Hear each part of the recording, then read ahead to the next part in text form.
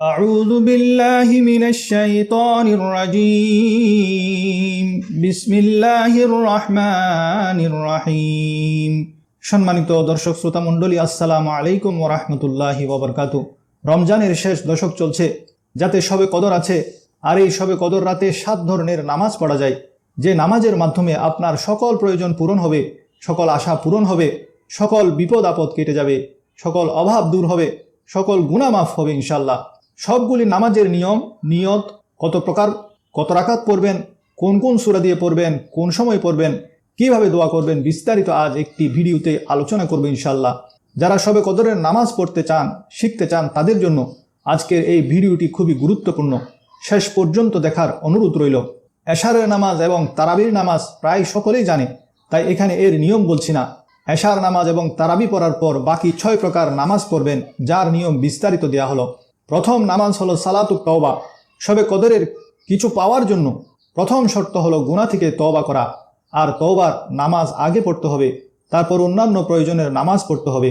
সালাতুত তওবার ফজিলত রাসূল করিম সাল্লাল্লাহু আলাইহি ওয়াসাল্লাম বলেছেন, যখন কোনো বান্দা কোনোরূপ গুনাহ করার পর উত্তম রূপে ওযু করে দাঁড়িয়ে 2 রাকাত নামাজ পড়ে এবং আল্লাহর কাছে গুনাহের জন্য ক্ষমা প্রার্থনা করে, নিশ্চয় আল্লাহ তাআলা তাকে ক্ষমা করেন। যারা তওবা করেন তাদের ব্যাপারে আল্লাহ সূরা আল ইমরানের 136 নং আয়াতে বলেন, আউযু বিল্লাহি মিনাশ শাইতানির রাজীম উলাইকা জাযাউহুম মাগফিরাতুম মির রাব্বিহিম ওয়া জান্নাতুন তাজরি মিন তাহতিহাল আনহারু খালিদিনা ফিহা ওয়া নি'মা আজরুল আমিলিন। অর্থাৎ সেসব লোকের প্রতিদান তাদের প্রতিপালকের কাছে ক্ষমা এবং জান্নাত, যার নিচে নদীসমূহ প্রবাহিত, সেখানে তারা চিরকাল থাকবে, এবং সৎ কর্মশীলদের পুরস্কার কতই না উত্তম। এই নামাজের রাকাত এবং নিয়ত। সালাতুত তওবা শুধু 2 রাকাত পড়তে হবে। মনে মনে নিয়ত করবেন, আমি গুনাহ মাফের জন্য 2 রাকাত নামাজ পড়ছি। কোন সূরা পড়বেন? সূরা ফাতিহার সাথে যে কোনো সূরা দিয়ে এই নামাজ পড়া যায়। দ্বিতীয় নামাজ হলো সালাতুল হাজত। যে কোনো বিপদ আপদ, সমস্যা সমাধানে, প্রয়োজন পূরণে সালাতুল হাজত হলো খুবই কার্যকরী নামাজ। রাসূল করিম সাল্লাল্লাহু আলাইহি ওয়াসাল্লাম যে কোনো প্রয়োজন পূরণে নিজেই এই নামাজ পড়তেন এবং সাহাবায়ে কেরামকে এই নামাজ পড়ার নির্দেশ দিয়েছেন। হাদিস শরীফে আছে, এই নামাজ পড়ার গুরুত্ব উঠে এসেছে হাদিস শরীফের মধ্যে। হযরত হুযায়ফা রাদিয়াল্লাহু তাআলা আনহু বর্ণনা করেন, রাসূলুল্লাহ সাল্লাল্লাহু আলাইহি ওয়াসাল্লামের সামনে যখন গুরুত্বপূর্ণ কোনো প্রয়োজন বা বিষয় বিপদাপদ চলে আসতো, তখন তিনি সঙ্গে সঙ্গে নামাজে দাঁড়িয়ে যেতেন। সালাতুল হাজত মাত্র 2 রাকাত পড়তে হবে। রাসূল সাল্লাল্লাহু আলাইহি ওয়াসাল্লাম বলেছেন, যে ব্যক্তির আল্লাহর কাছে বা মানুষের কাছে কোনো প্রয়োজন দেখা দেয়, সে যেন উত্তম রূপে ওযু করে 2 রাকাত নফল নামাজ আদায় করে আল্লাহ তাআলার প্রশংসা করে এবং রাসূলুল্লাহ সাল্লাল্লাহু আলাইহি ওয়াসাল্লামের উপর দরুদ পাঠ করে। মনে মনে আপনার যে সমস্যা, সেই সমস্যা সমাধানের আশায় নিয়ত করবেন যে আমি 2 রাকাত হাজতের নামাজ পড়ছি। কোন সূরা দিয়ে পড়বেন? সালাতুল হাজত যে কোনো সূরা দিয়ে পড়া যায়, তবে প্রথম রাকাতে সূরা কাফিরুন এবং দ্বিতীয় রাকাতে সূরা ইখলাস, কুল হুয়াল্লাহু আহাদ দিয়েও পড়তে পারেন। নামাজ শেষে কিভাবে দোয়া করবেন? হাজতের 2 রাকাত নামাজ পড়ে সালাম ফিরিয়ে প্রথমে আল্লাহর প্রশংসা করবেন। প্রশংসার নিয়তে আপনি একবার সূরা ফাতিহাও পড়তে পারেন, তারপর কয়েকবার দরুদ শরীফ পড়বেন, আল্লাহুম্মা সাল্লি আলা মুহাম্মদ ওয়া আলা আলি সাইয়্যিদিনা মুহাম্মদ ওয়া বারিক ওয়া সাল্লিম। তারপর নিজের ভাষায় নিজের সমস্যা সমাধানের জন্য দোয়া করবেন। এরপর এই দোয়াটি পড়বেন, লা ইলাহা ইল্লাল্লাহুল হালিমুল কারীম সুবহানাল্লাহি রাব্বিল আরশিল আযীম আলহামদুলিল্লাহি রাব্বিল আলামিন আসআলুকা মুজিবাতি রাহমাতিক ওয়া আযাইমা মাগফিরাতিক ওয়াল গনিমাতা মিন কুল্লি বিররিন ওয়াস সালামাতা মিন কুল্লি ইসমিন লা তাদা লি যামবান ইল্লা গফারতাহু ওয়ালা হাম্মান ইল্লা ফাররাজতাহু ওয়ালা হাজাতান হিয়া লাকা রিদান ইল্লা কদাইতাহা ইয়া আরহামার রাহিমিন। বাংলা উচ্চারণ হলো, লা ইলাহা ইল্লাল্লাহুল হালিমুল কারীম সুবহানাল্লাহি রাব্বিল আরশিল আযীম আলহামদুলিল্লাহি রাব্বিল আলামিন আসআলুকা মুজিবাতি রাহমাতিক ওয়া আযাইমা মাগফিরাতিক ওয়া গনিমাতা মিন কুল্লি বিররিন ওয়াস সালামাতা মিন কুল্লি ইসমিন লা তাদা লি যামবান ইল্লা গফারতাহু ওয়ালা হাম্মান ইল্লা ফাররাজতাহু ওয়ালা হাজাতান হিয়া লাকা রিদান ইল্লা কদাইতাহা ইয়া আরহামার রাহিমিন। তৃতীয় হলো সালাতুশ শুকর। আল্লাহ তাআলা মানব জাতির জন্য বেশুমার নিয়ামত দান করেছেন, আবার সেই নিয়ামতের শুকরিয়া আদায় করার প্রতি তাকিদও দিয়েছেন। বান্দা যত বেশি শুকরিয়া আদায় করবে, তত বেশি রিজিক প্রাপ্ত হবে। আর যদি শুকরিয়া আদায় না করে, তখন আল্লাহ তাআলা বান্দার উপর কঠিন আযাব নাজিল করেন। তাই আমাদের উচিত রিজিক বৃদ্ধির জন্য এবং জাহান্নামের ভয়ঙ্কর শাস্তি থেকে নিজেকে বাঁচানোর জন্য বেশি পরিমাণে আল্লাহর শুকরিয়া আদায় করা।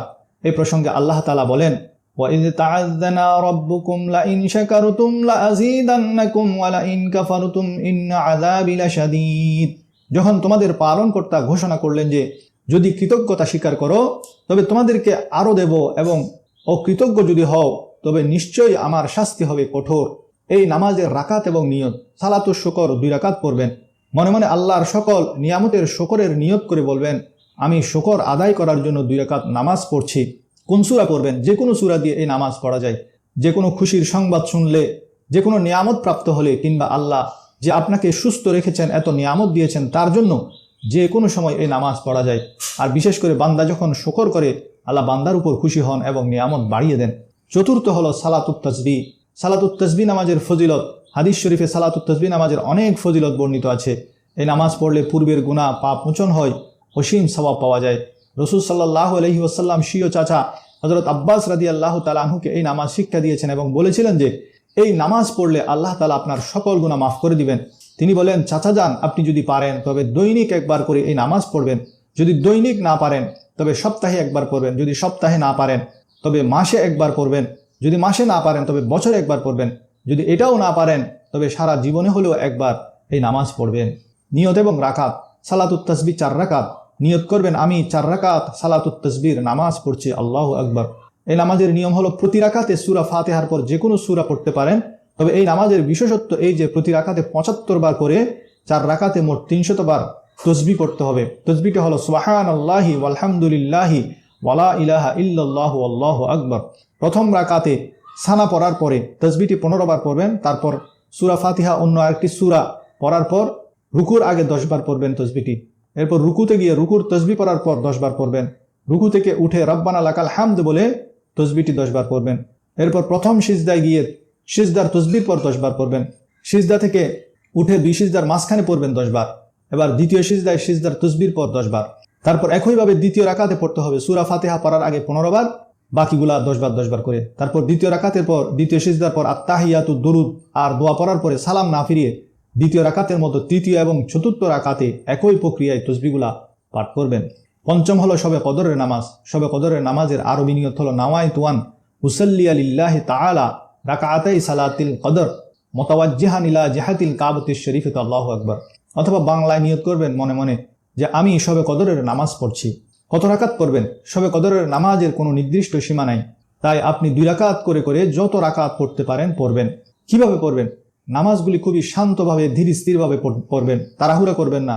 রুকু সিজদার তাসবিহগুলো পড়ার সময় এক নিঃশ্বাসে একবার তসবিহ পড়বেন, যেমন সুবহান রাব্বিয়াল আযীম, সুবহান রাব্বিয়াল আযীম, সুবহান রাব্বিয়াল আযীম। এভাবে নিঃশ্বাস ফেলে ফেলে ধীর স্থিরভাবে পড়বেন। রুকু সিজদার তাসবিহ সমূহ বেজোর সংখ্যায় বেশি বেশি পড়বেন। 3 বার, 5 বার, 7 বার, 11 বার, 13 বার, 15 বার, 21 বার, এভাবে যত বেশি সম্ভব পড়তে পারবেন। কোন সূরা দিয়ে পড়বেন? শবে কদরের নামাজ বড় বড় সূরা মুখস্থ থাকলে বড় বড় সূরা দিয়ে পড়বেন। যদি বড় সূরা মুখস্থ না থাকে তাহলে প্রথম রাকাতে সূরা ফাতিহার সাথে সূরা কদর ইন্না আনজালনাহু ফি লাইলাতিল কদর, আর দ্বিতীয় রাকাতে সূরা ইখলাস কুল হুয়াল্লাহু শরীফ 3 বার পড়তে পারেন। আর যদি সূরা কদর মুখস্থ না থাকে তাহলে যে কোনো মুখস্থ আছে সেরকম সূরা দিয়েও পড়তে পারবেন। অথবা উভয় রাকাতে শুধু সূরা ফাতিহার সাথে সূরা ইখলাস দিয়েও পড়তে পারবেন। সূরা ইখলাস প্রতি রাকাতে 3 বার, 10 বার, 25 বার, 50 বার, 100 বার করেও পড়তে পারবেন। মনে রাখবেন এই নামাজগুলি অবশ্যই পড়তে হবে ঈমানের সাথে এবং সওয়াবের আশায়, বোঝা মনে করে পড়লে হবে না। সালাম ফিরিয়ে কি করবেন? প্রতি 2 রাকাত অন্তর সালাম ফিরিয়ে কয়েকবার দরুদ শরীফ পড়বেন। দরুদ এটা পড়তে পারেন, আল্লাহুম্মা সাল্লি আলা মুহাম্মদ ওয়া আলা আলি সাইয়্যিদিনা মুহাম্মদ ওয়া বারিক ওয়া সাল্লিম। তারপর কয়েকবার ইস্তেগফার করবেন, আস্তাগফিরুল্লাহ ওয়া আতুবু ইলাইহি। তারপর মুনাজাত করবেন, নিজ ভাষায় মুনাজাত করবেন। আর মুনাজাতে একটি দোয়া অবশ্যই করবেন, আল্লাহুম্মা ইন্নাকা আফুউন তুহিব্বুল আফওয়া ফাআফু আন্নী। ষষ্ঠ নামাজ হলো তাহাজ্জুদ নামাজ। হযরত আবু হুরায়রা রাদিয়াল্লাহু বলেন, রাসূল সাল্লাল্লাহু আলাইহি ওয়াসাল্লাম বলেছেন, ফরজ নামাজের পর সব নফল নামাজের মধ্যে শ্রেষ্ঠ হলো তাহাজ্জুদ নামাজ তথা রাতের নামাজ। যারা বিনা হিসাবে জান্নাতে যেতে পারবেন তাদের জন্য এক শ্রেণীর মানুষ হলেন তারা যারা যত্নের সঙ্গে তাহাজ্জুদ নামাজ আদায় করেন। এই নামাজের সময় এবং রাকাত, এশার নামাজ আদায়ের পর থেকে শোবে সাদেকের আগ পর্যন্ত তাহাজ্জুদ নামাজ পড়া যায়। তবে অর্ধরাতের পর থেকে তাহাজ্জুদ নামাজ পড়া ভালো। শেষ রাতে তাহাজ্জুদ নামাজ আদায় করা সর্বোত্তম। তাহাজ্জুদ নামাজের জন্য একটি শর্ত হলো এশার নামাজের পর অল্প কিছুক্ষণ ঘুমাতে হবে, চাই 5 মিনিটের জন্য হলেও ঘুমাবেন। তাহাজ্জুদ নামাজ 2 থেকে 12 রাকাত পর্যন্ত পড়া বর্ণনা পাওয়া যায়, সর্বনিম্ন 2 রাকাত আর সর্বোচ্চ 12 রাকাত। আর কেউ যদি 12 রাকাতেরও বেশি পড়তে চান তাতেও সমস্যা নাই। তাহাজ্জুদ নামাজের নিয়ত হলো 2 রাকাত তাহাজ্জুদের নিয়ত করছি, অথবা আল্লাহু আকবার বলে নিয়ত বেঁধে নামাজ পড়বেন। নামাজ পড়ার নিয়ম হলো নবী করিম সাল্লাল্লাহু আলাইহি ওয়াসাল্লাম 2 রাকাত করে এই নামাজ আদায় করতেন। যে কোনো সূরা দিয়ে এই নামাজ পড়া যায়, তবে তিনি লম্বা কেরাতে নামাজ আদায় করতেন। তাই লম্বা কেরাতে তাহাজ্জুদ আদায় করা উত্তম। লম্বা সূরা না জানলে প্রতি রাকাতে একবার সূরা ফাতিহা এবং 3 বার সূরা ইখলাস দিয়েও পড়তে পারবেন। আল্লাহ তাআলা আমাদেরকে শবে কদর নসিব করুন, আমিন। শবে কদরের এসব গুরুত্বপূর্ণ নফল ইবাদতসমূহ যথাযথভাবে আদায় করার তৌফিক দান করুন, আমিন। আসসালামু আলাইকুম। আজ আমি রিজিক বৃদ্ধির দোয়া, অভাব থেকে মুক্তির দোয়া, টেনশন দূর করার দোয়া, সকল বিপদ থেকে মুক্তির দোয়া, সকল আশা পূরণের দোয়া এবং সকল দোয়া কবুল করানোর দোয়া এই একটি ভিডিওতে উপস্থাপন করব ইনশাআল্লাহ। এই ভিডিওটি দেখে আপনি শবে কদরের রাতে এবং অন্যান্য রাতসমূহে সহজে এই দোয়াগুলো করে নিজের সকল সমস্যা সমাধানের জন্য আল্লাহর কাছে চাইতে পারবেন, যা আপনার জন্য খুবই কল্যাণকর হবে। তাই আশা করব আপনি শেষ পর্যন্ত ভিডিওটি দেখবেন আর আপনার আপনজনদের কাছে শেয়ার করবেন। হযরত আবু উমামা রাদিয়াল্লাহু থেকে বর্ণিত, তিনি বলেন, এক সাহাবী রাসূলুল্লাহ সাল্লাল্লাহু আলাইহি ওয়াসাল্লামকে জিজ্ঞেস করেন, হে আল্লাহর রাসূল, কোন দোয়া অধিক শ্রবণ করা হয়? উত্তরে নবী করিম সাল্লাল্লাহু আলাইহি ওয়াসাল্লাম বলেন, শেষ রাতের দোয়া এবং ফরজ নামাজের পরের দোয়া। তাই আজ আমি রাতে কিভাবে দোয়া করলে আপনি সফল হবেন সে বিষয়ে আলোচনা করব। ইসমে আজমের দোয়া সকল দোয়া কবুল করানোর দোয়া, যে ব্যাপারে নবী করিম সাল্লাল্লাহু আলাইহি ওয়াসাল্লাম কসম করে বলেছেন। সূরা কাফিরুন এবং সূরা ইখলাস এই 2টি সূরার শব্দগুলি আল্লাহর কাছে এত বেশি প্রিয়, এই শব্দগুলি দ্বারা যদি কেহ দোয়া করে তা ইসমে আজম হয়ে যায়। যে দোয়াই করা হোক আল্লাহ সেই দোয়াকে ফিরিয়ে দেন না। রাসূল করিম সাল্লাল্লাহু আলাইহি ওয়াসাল্লামের সাহাবী বয়ান করেন, আমি রাসূলুল্লাহ সাল্লাল্লাহু আলাইহি ওয়াসাল্লামের সাথে মসজিদে প্রবেশ করলাম। এক ব্যক্তি নামাজ পড়ছিল আর দোয়া করছিল, আল্লাহুম্মা ইন্নী আসআলুকা বিআন্নী আশহাদু আন লা ইলাহা ইল্লা আনতাল আহাদুস সামাদ আল্লাযী লাম ইয়ালিদ ওয়া লাম ইউলাদ ওয়া লাম ইয়াকুল লাহু কুফুয়ান আহাদ। এই শব্দগুলির সাহায্যে তিনি দোয়া করলেন। তখন আল্লাহর রাসূল ফরমালেন, ওয়াল্লাযী নাফসি বিয়াদি লাকাদ সাআলাহু বিসমিহিল আযম আল্লাযী ইযা সুইলা বিহি আ'তা ওয়া ইযা দুইয়া বিহি আ'জাব।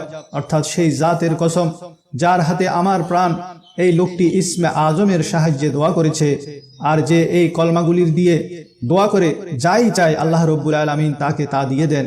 যে দোয়াই করে আল্লাহ তাআলা তার সেই দোয়া কবুল করেন। অতএব আপনি শবে কদরের রাতে বা অন্যান্য রাতে নামাজ পড়ার পর পড়বেন, আল্লাহুম্মা ইন্নী আসআলুকা বিআন্নী আশহাদু আল্লা ইলাহা ইল্লা আনতাল আহাদুস সামাদ আল্লাযী লাম ইয়ালিদ ওয়া লাম ইউলাদ ওয়া লাম ইয়াকুল লাহু কুফুয়ান আহাদ। তারপর নিজের সকল দোয়া, সকল সমস্যা সমাধানের জন্য নিজ ভাষায় দোয়া করবেন। দয়াল নবী কসম করে বলেন, এই কলমাগুলি দিয়ে যে দোয়াই করা হয়, যাই চাওয়া হয় আল্লাহ তাআলা তা দিয়ে দেন। অসম্ভবকে সম্ভব করার ইসমে আজমের দোয়া। ওযু করে কিবলামুখী হয়ে 3টি বাক্য থেকে একটি বাক্য জরুরি ভিত্তিতে উচ্চারণ করবেন। প্রথম বাক্যটি হলো, ওয়া ইলাহুকুম ইলাহু ওয়াহিদ লা ইলাহা ইল্লা হুয়ার রহমানুর রহিম।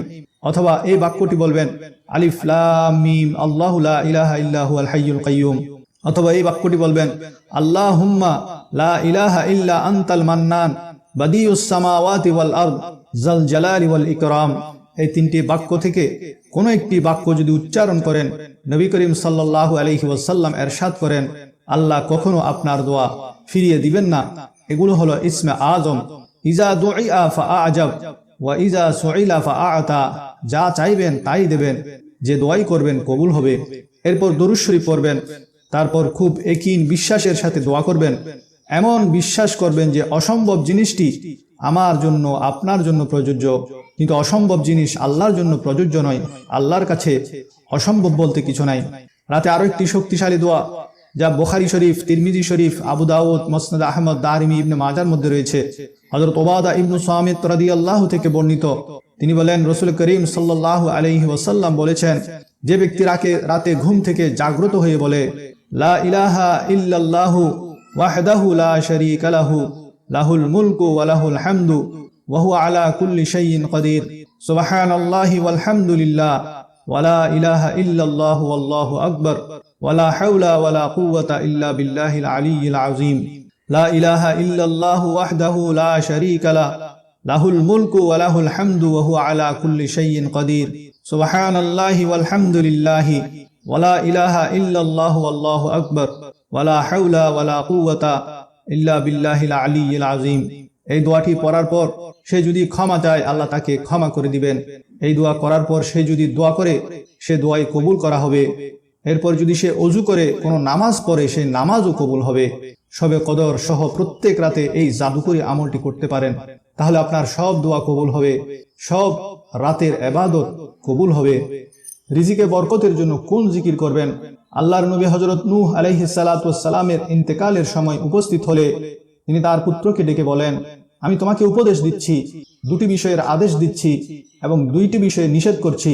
আমি তোমাকে লা ইলাহা ইল্লাল্লাহ এর নির্দেশ দিচ্ছি, কেননা 7 আসমান 7 জমিনকে যদি এক পাল্লায় তোলা হয় আর অপর পাল্লায় লা ইলাহা ইল্লাল্লাহ তোলা হয়, তবে সেই তৌহিদের পাল্লা ভারী হবে। 7 আসমান 7 জমিন যদি একত্র হয়ে একটি শক্ত রশি হয়ে যায়, তখন লা ইলাহা ইল্লাল্লাহ এবং সুবহানাল্লাহি ওয়া বিহামদিহি সেটাকে চুরমার করে দিবে। কেননা ফা ইন্নাহা সালাতু কুল্লি শাই ওয়া বিহা ইয়ারযুকু কুল্লি শাই, অর্থাৎ তা প্রত্যেক বস্তুর নামাজ এবং সকলেই এর বদৌলতে রিজিক লাভ করে থাকে। দেখুন, লা ইলাহা ইল্লাল্লাহ এবং সুবহানাল্লাহি ওয়া বিহামদিহি পুরা কায়নাতের নামাজ, পুরা কায়নাতের কলমার বদৌলতে রিজিক পায়। আপনি রিজিকের বরকতের জন্য এই জিকির বেশি বেশি করবেন, লা ইলাহা ইল্লাল্লাহ এবং সুবহানাল্লাহি ওয়া বিহামদিহি। তাহলে মানুষ প্রশংসা করে বলবে, আল্লাহ তাআলা তাকে কতই না নিয়ামত দিয়েছেন। দুশ্চিন্তা, টেনশন দূর করার দোয়া।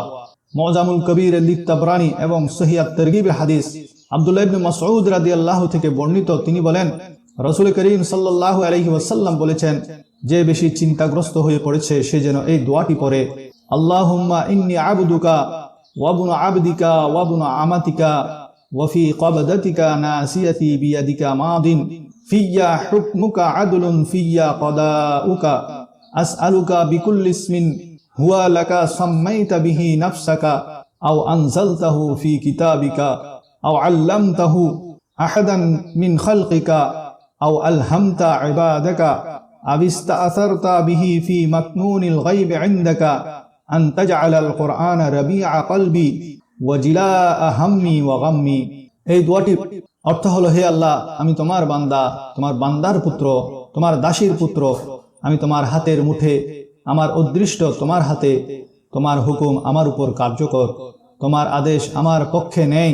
আমি তোমার কাছে আশ্রয় প্রার্থনা করছি তোমার সেসব নামের উসিলায় যাতে তুমি নিজেকে অভিহিত করেছ, অথবা তুমি তোমার কিতাবে নাজিল করেছ, অথবা তুমি তোমার সৃষ্টির কাউকেও তা শিক্ষা দিয়েছ, অথবা তুমি তোমার বান্দাদের উপর এলহাম করেছ অদৃশ্য অবস্থায় থেকে অন্তরে কথা বসিয়ে দিয়া, অথবা তুমি গায়েবের পর্দায় তা তোমার কাছে অদৃশ্য রেখেছ।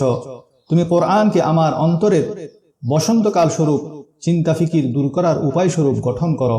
প্রিয় নবী করিম সাল্লাল্লাহু আলাইহি ওয়াসাল্লাম বলেন, যে বান্দা যখনই তা পড়বে, আল্লাহ তার চিন্তা ভাবনা দূর করে দিবেন এবং তার চিন্তা ভাবনার পরিবর্তে চিন্তা ভাবনার জায়গায় আল্লাহ তাআলা প্রশান্তি দান করবেন। সকল চাহিদা পূরণের জন্য আমলটি যা দ্বারা আল্লাহ খুশি হন এবং আপনার সকল চাহিদা পূরণ করে দেওয়ার ওয়াদা করেন, তা হলো বেশি বেশি ইস্তেগফার করা। কমপক্ষে 100 বার ইস্তেগফার করবেন। সে ব্যাপারে একটি ফজিলতময় ইস্তেগফারের দোয়া হলো, যার ব্যাপারে যায়েদ রাদিয়াল্লাহু থেকে বর্ণিত, তিনি নবী করিম সাল্লাল্লাহু আলাইহি ওয়াসাল্লামকে বলতে শুনেছেন, কেউ যদি নিম্নের এই দোয়াটি পাঠ করে, ইস্তেগফারের দোয়া, সে যুদ্ধ থেকে পলায়ন করার মতো গুনাহ করলেও আল্লাহ তাকে মাফ করে দেন। আস্তাগফিরুল্লাহাল আযীম আল্লাযী লা ইলাহা ইল্লা হুয়াল হাইয়ুল কাইয়্যুম ওয়া আতুবু ইলাইহি, অথবা শুধুমাত্র আস্তাগফিরুল্লাহ আস্তাগফিরুল্লাহ এভাবেও পড়তে পারেন। সন্তানের সমস্যা, আস্তাগফিরুল্লাহ পড়ুন। মা বাবার অসুখ, আস্তাগফিরুল্লাহ পড়ুন। ব্যবসায়ী সমস্যা, আস্তাগফিরুল্লাহ পড়ুন। চাকরিতে সমস্যা, আস্তাগফিরুল্লাহ পড়ুন। সন্তান বিদেশের সমস্যায় আছে, বেশি বেশি আস্তাগফিরুল্লাহ পড়ুন। মাছ চাষ করেছেন, বরকত হচ্ছে না, আস্তাগফিরুল্লাহ পড়ুন। খামার করেছেন, বরকত লাভের জন্য ইস্তেগফার করুন। আপনার দুনিয়ার সব উপকরণ আল্লাহ তাআলা উৎকৃষ্ট করে দিবেন, উন্নত করে দিবেন। যেমন আল্লাহ তাআলা সূরা হুদের 3 নং আয়াতে বলেন, ওয়া আনিস্তাগফিরু রাব্বাকুম সুম্মা তুবু ইলাইহি ইউমাত্তিউকুম মাতাআন হাসানা, অর্থাৎ আর তোমরা নিজেদের পালনকর্তা সমীপে ক্ষমা প্রার্থনা করো, অনন্তর তারই প্রতি মনোনিবেশ করো, তাহলে তিনি তোমাদেরকে নির্দিষ্ট সময় পর্যন্ত উৎকৃষ্ট জীবন উপকরণ দান করবেন। সূরা নূহের 10 থেকে 12 নং আয়াতে বর্ণিত আছে, ফাকুলতু আস্তাগফিরু রাব্বাকুম ইন্নাহু কানা গাফফারা ইউরসিলিস সামাআ আলাইকুম মিদরারা ওয়া ইউমদিদুকুম বিআমওয়ালিন ওয়া বানিনা ওয়া ইয়াজআল লাকুম জান্নাতিন ওয়া ইয়াজআল লাকুম আনহারা, অর্থাৎ অতঃপর বলেছি তোমরা তোমাদের পালনকর্তার কাছে ক্ষমা প্রার্থনা করো, তিনি অত্যন্ত ক্ষমাশীল। তিনি তোমাদের উপর অজস্র বৃষ্টি ধারা ছেড়ে দেবেন, তোমাদের ধন সম্পদ সন্তান সন্ততি বাড়িয়ে দেবেন, তোমাদের জন্য উদ্যান স্থাপন করবেন, তোমাদের নদীনালা প্রবাহিত করবেন। রাসূল সাল্লাল্লাহু আলাইহি ওয়াসাল্লাম বলেছেন, যে ব্যক্তি ইস্তেগফার ধরে রাখবে, সব কঠিন অবস্থায় আল্লাহ তাআলা সেখান থেকে বের হওয়ার পথ দেখিয়ে দিবেন, সব পেরেশানি থেকে আল্লাহ তাআলা তাকে প্রশস্ততার পথ করে দিবেন। সুতরাং 1-2 বার পড়া নয়, বরং সব সময় ইস্তেগফার পড়ার মাধ্যমে দুনিয়ার বরকত ও কল্যাণ লাভ করার চেষ্টা অব্যাহত রাখা। খাদ্য, বাসস্থান, চাকরি, বিয়ে শাদীর সমস্যা দূর করার জন্য সূরা কাসাসের 24 নং আয়াতে উল্লেখ আছে, রব্বি ইন্নী লিমা আনজালতা ইলাইয়া মিন খাইরিন ফাকির, অর্থাৎ হে আমার পালনকর্তা, তুমি আমার প্রতি যে অনুগ্রহই করবে, আমি তো তারই ভিখারি। ফেরাউনের কবল থেকে বাঁচার জন্য মিশর ছেড়ে যখন হিজরত করেন মুসা আলাইহিস সালাম, মুসা আলাইহিস সালাম শুধু একটি দোয়া করেছিলেন, রব্বি ইন্নী লিমা আনজালতা ইলাইয়া মিন খাইরিন ফাকির। এতেই উনার রিজিকের ব্যবস্থা হয়ে গেল, চাকরির ব্যবস্থা হয়ে গেল, থাকার ব্যবস্থা হয়ে গেল, বিয়ে শাদীর ব্যবস্থা হয়ে গেল, যা আল্লাহ সূরা কাসাসের 24 নং আয়াতে বয়ান করেছেন। আপনারও যদি এসব প্রয়োজন থাকে তাহলে কোরআনের এই দোয়াটি বেশি বেশি করবেন। কঠিন বিপদ মুসিবত দূর করার জন্য তিরমিজি শরীফের 3505 নং হাদিস সাদ ইবনে আবি ওয়াক্কাস রাদিয়াল্লাহু থেকে বর্ণিত, তিনি বলেন, রাসূল সাল্লাল্লাহু আলাইহি ওয়াসাল্লাম বলেছেন, যে কোনো মুসলিম লোক কোনো বিষয়ে কখনো এই দোয়া করলে অবশ্যই আল্লাহ তাআলা তার দোয়া কবুল করেন। যেমন দোয়ায়ে জিন্নুনটি পড়ে আপনি যে দোয়াটি করবেন সেই দোয়া কবুল হবে। দোয়াটি হলো, লা ইলাহা ইল্লা আনতা সুবহানাকা ইন্নী কুনতু মিনাজ জালিমিন, অর্থাৎ তুমি ব্যতীত কোনো মাবুদ নেই, তুমি অতি পবিত্র, আমি নিশ্চয়ই জালিমদের দলভুক্ত। বিপদ চলাকালীন হাঁটতে বসতে চলতে ফিরতে পড়তে থাকবেন, আর অর্থের দিকে খেয়াল করে দোয়াটি করবেন। তাহাজ্জুদের সময় উঠে তাহাজ্জুদ নামাজ পড়ে এই দোয়া ইউনুস কমপক্ষে 100 বার পড়বেন। তারপর আপনার মুসিবতের কথা আল্লাহর কাছে বলবেন, আল্লাহ যেন মুসিবত দূর করে দেন। ইনশাআল্লাহ আপনার মুসিবত দূর হয়ে যাবে, এমনভাবে দূর হবে যে আপনি কল্পনাও করতে পারবেন না। গুনাহ মাফের জন্য বেশি বেশি এই রাতে পড়বেন, আল্লাহুম্মা ইন্নাকা আফুবুন তুহিব্বুল আফওয়া ফাআফু আন্নী, অথবা 3 বার পড়বেন, আল্লাহুম্মা মাগফিরাতুকা আওসাউ মিন যুনুবি ওয়া রাহমাতুকা আরজা ইনদি মিন আমালি, অর্থাৎ হে আল্লাহ, তোমার ক্ষমা আমার গুনাহসমূহ থেকে বিস্তৃত, আমি আমার আমলের চেয়ে তোমার রহমতের উপর বেশি ভরসা করি। আল্লাহ রাব্বুল আলামিন আমাকে এবং আপনাকে সব কোরআন হাদিসের দোয়াসমূহ আমলসমূহ সবে কদরের রাতে এবং প্রত্যেক রাতে বেশি বেশি করার তৌফিক দান করুন। আমিন।